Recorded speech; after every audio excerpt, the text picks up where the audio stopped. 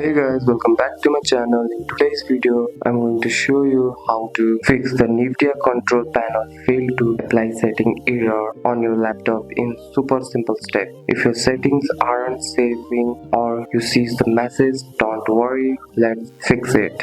First, let's try the easiest fix. Click on Start, search for Nvidia control panel. Now, select Run as Administrator. Sometimes the setting doesn't apply because the app doesn't have permission. If your settings apply now, you are done. If that doesn't work, let's restart the service. Press Ctrl plus R, type services.msc and hit the enter. Scroll down and find Nvidia display container ls Nvidia control system container and right click on each one. Select restart. If they don't run, click start. Now go back and try applying your setting again. Next, the issue might be a broken drive. Right click on the start menu, go to device manager, open display adapter, right click your Nvidia GPU, update drive, search automatically. If the problem content, go to Nvidia official